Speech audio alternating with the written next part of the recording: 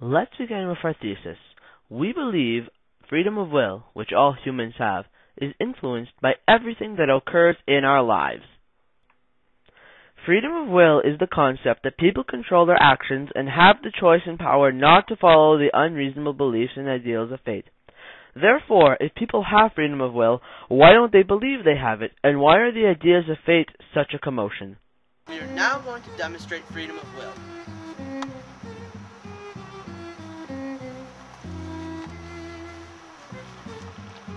Ah! Notice that Ben is using freedom of will and has chosen not to kill me. Pondering on this idea, it is possible to imagine that there is no freedom of will in the universe and that everything is a puppet to God. Fortunately, people have evolved through evolution to think in such complex patterns so that fate and destiny no longer apply to us. So it is everything in the universe but people that are puppets, which is why people get confused to whether freedom of will applies to them. For everything else is predictable but people. Positive and negative reinforcement are the most common way for people to learn good from bad. A positive reinforcement is used to show a person that they have to do something that is needed, and is usually something that the person enjoys. For youth, this is usually something like candy or a small amount of money. For adults, this usually means a large sum of money or even some sort of gift. This positive reinforcement is used to encourage the person to repeat another good action, because they want to receive the same positive reinforcement again. Negative reinforcement is the same as positive reinforcement in that it receives almost the same reaction. A negative reinforcement is given when a person does or says something that is bad. It is usually something that is at the magnitude equal to the action. For instance, for drawing a picture on the wall, you might receive a few minutes timeout. If you're adult, however, you may receive something harsher like jail time for something like theft or assault. This, like positive reinforcement, teaches people what is the right thing to do. It shows people what they did was bad and that they should not do it again unless they want the same outcome. This is an example of positive reinforcement. Adam, I appreciate everything you've done, and you've done an excellent job in the assignment you received to complete. You know, you did kill 3 people. Yes, and you've done an excellent job at it.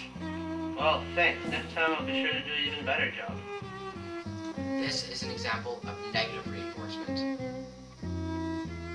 Adam, I hate you. You are the worst employee I have ever hired. I've had prostitutes that do better job than whatever you do. You are the worst employee, and I'm sure to fire you within the next 3 weeks. Well, I got the message, you little piece of shit. You're welcome. I hate you too. Have you ever felt the feeling that you hate someone when they punish you negatively? This is the subconscious mind defending you. Even if it is apparent, no matter how much you say to yourself they are only doing it because they love you, you still hate them inside. The subconscious mind is a defense mechanism which will activate when you are feeling abused or under-abused. When you feel abused, you feel promoted to do the opposite of what you are told to do. You feel abused when you are given a negative reinforcement.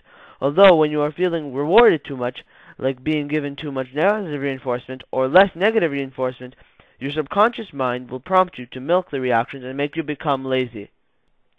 There is a scale which every person can be placed on. On the far left, there is depression, and beyond that, complete hopelessness. On the right side, there is happy and cheerful, although on the far right, there is snobbiness and even spoiled. Every time a person has an action, if they get a far greater reward for a positive reaction, they will move right on the scale, and vice versa for negative. Now here's an example of someone who's going to end up on the total right side of the spectrum. Wow, Ben, I can't believe you drank that glass of soda. Oh, I'm so proud of you. Here's $500. It's just a glass of soda. Oh, who cares? I don't see how 1 glass of soda deserves that much. You're worth it, Ben. You're worth it. Thanks. Now here's an example of someone who's probably going to end up on the far left side of the spectrum due to all the negative reactions that he's getting. Oh my God, what the hell is wrong with you? What are you drinking that water for? That'll be $5. Sure, take your money. I'm never coming back here for water again. Did I mention that I hate you with a passion?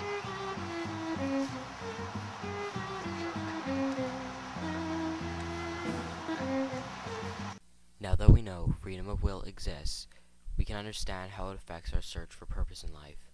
Since we know our lives are not predetermined, We now have more hope of achieving what we want, as opposed to letting things happen based on fate. For example, take a human being who does not believe in freedom of will or fate. If you tell him that there is no freedom of will, he'll probably just lay on the couch and let fate decide his life for him. He will not achieve anything great, and his whole life will be predetermined.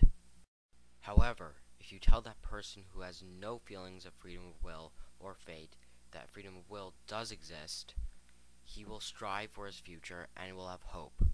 Someone who believes in free will is someone that looks towards the future, instead of hoping for one. This ability to hope towards a better future is one that only human beings have. This is what sets us apart from animals who only think of the present, and only with their instincts.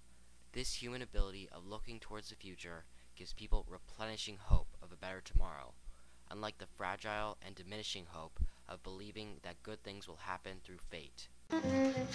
This is an example of how freedom of will affects our lives. Adam here has no idea if freedom of will exists or not. Now I'm going to tell him that it doesn't exist and watch his reaction. Adam, freedom of will does not exist. You have no choice in anything that happens in life. God controls anything. You're going to be screwed unless God says so. Nothing you do matters. It's either determined and you're screwed. Pretty much that's it. Okay.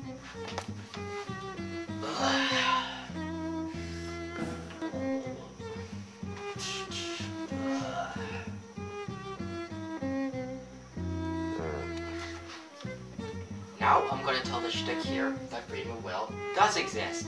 Watch his reaction. Adam, freedom of will exists. You can do anything you want in life. Nothing is determined for you. Yay! I'm gonna go cure cancer! The subconscious mind is the most important part of the mind that is involved in making decisions. For example, if you feel that you are cold, you'll think much more calmly, or if you think you are warm, you will think much more tensely.